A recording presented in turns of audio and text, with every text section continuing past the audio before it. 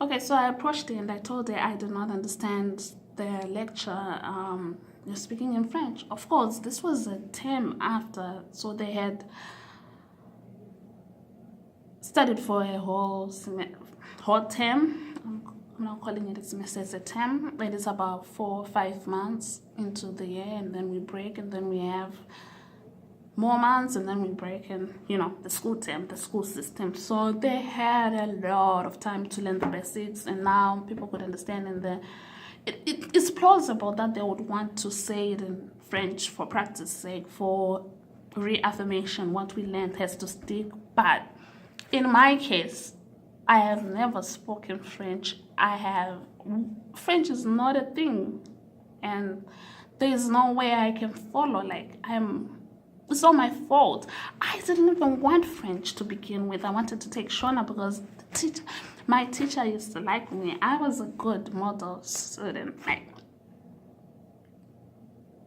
We'll talk about this when we talk about my theory on education and what constitutes good education. Anyway, the long story short is I was forced to take French because I was promoted into a class and everyone had sort of taken Shona, and English was and is our formal model language of education. So that was you couldn't say, I don't want to take English. We only had an option to take either Shona or French. So everyone had sort of gone, and they had exceeded the 50-50%, and they couldn't just take anyone else, and then I was automatically put in French. So the system was that of a promotion in the motion. So I was promoted out of a class, and I was doing good. And I had read the whole book, Karikoga Gumirim 7, wrote my summaries. My teacher was impressed and loved me and everything. And now all of it had gone to waste, and then this terrible, horrible teacher just ignored me, and I had a hard time catching up, which I eventually did. And I love my friend here for she looked out for me when it came to French learning and all of that. Anyway, so we're going to learn French, we're going to learn Spanish, we're going to learn Portuguese, we're going to learn Russian, we're going to learn Korean, we're going to learn Chinese, we are going to learn Swahili, Shona, Nyanja, and Ndebele, which are the only languages that I speak. So apologies if I don't know any language, but if you really, really want to learn it, you can let me know, and I'll find out if I have a friend or a friend of a friend who knows it, and we'll get it to you. So the only languages that we're going to learn German. Okay, I know German, but my friend knows Deutsch. So it's like it's a version of German, kind of. Sort of. It's like in Zambia they speak Nyanja, and they also have Bemba, and so some of it looks like variation of, maybe it's totally different. I don't even know what I'm talking about. Anyway, the long and short version of it is that we're going to learn slang or unofficial ways of doing things. The only languages that we're going to learn officially, like formally, that you can actually go get a job, that you can go to a wedding and talk to elders and feel comfortable with, French, Deutsch,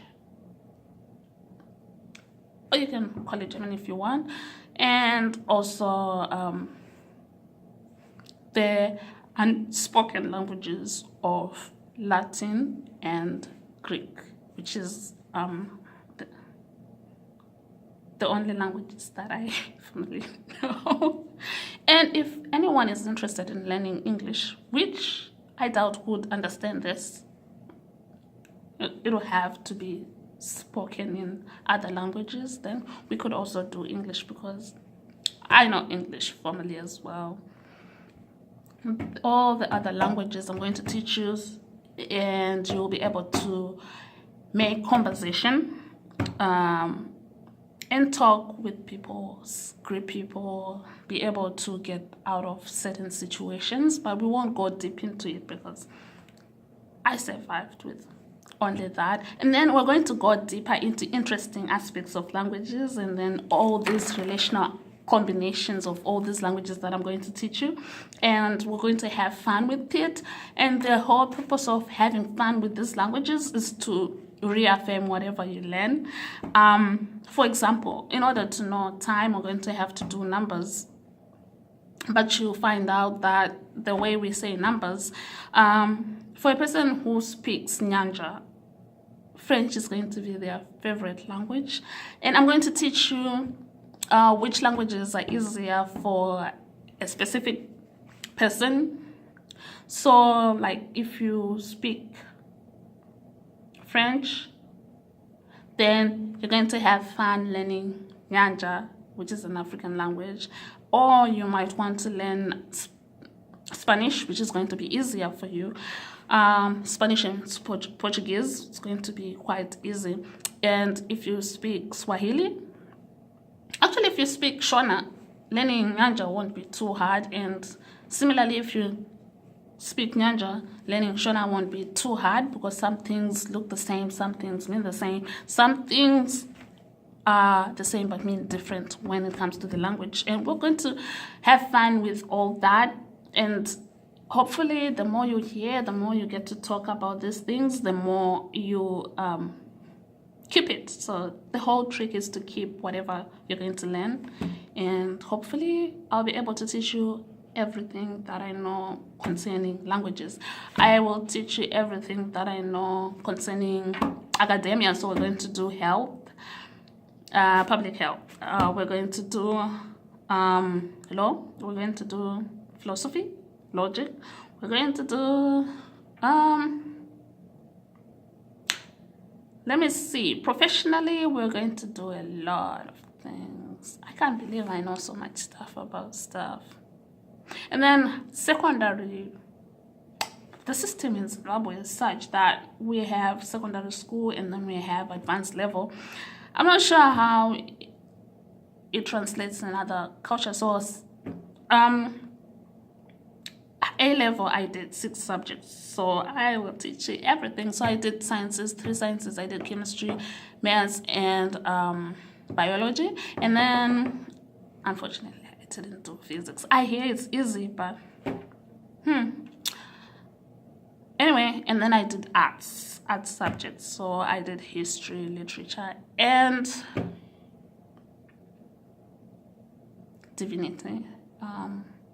Literature is a tricky subject, and so I love reading. I used to love reading. I haven't read in some time, and I'm going to start again. And we're going to talk about books that have inspired me and taken me out of like dark places and what they mean. And I'm going to encourage you to read some of them. I like particularly world literature. I am a Dickens fan, so but I have read Jane Austen. Believe it or not, I even read, I won't even say it, but I did read it.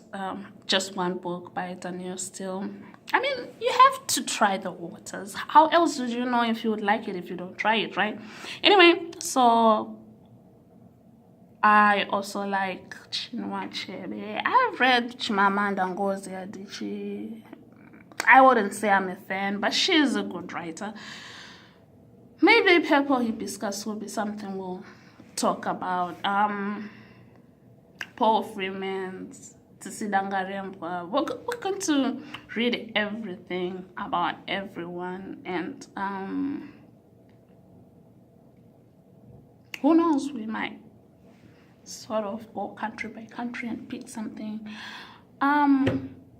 I also like to go deep, so sometimes I read biographies, and especially of people who've made it, because it sort of helps me challenge myself and say, if this person made it, I can make it. And it's time well spent. I mean, some of these things, like some of the stories depict realities and you can sort of resonate with it, and it's powerful. So hopefully we'll have fun with that, and then we'll talk about other things. Basically everything that I know. I'm going to teach you accounts, I'm going to teach you geography, I'm going to teach you history, I'm going to teach you mathematics, I'm going to teach you, what did I forget?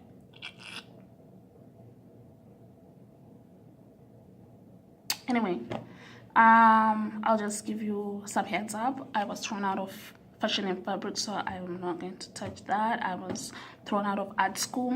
I still have a bitterness towards that. I mean, you don't tell a child that they're not gifted in that way, and you just don't send them out. They did it to me. I'll teach you computers. I ended up doing computers as my practical subject, not by choice. The teacher was a dick. The teacher was a young male who was teaching a bunch of girls, and he was a honey bastard. And so we only started doing computers in Form 3, which is around 14, 15 years of age. So you spend the time flirting with most girls instead of actually teaching us computers. So I had to teach myself. So yeah, that's about all we're going to do. Hopefully you'll be able to write, and then I'll teach you practical skills. I'll teach you how to farm. I'll teach you everything that I know, and hopefully you'll be able to use that to your advantage. And all of this will be free.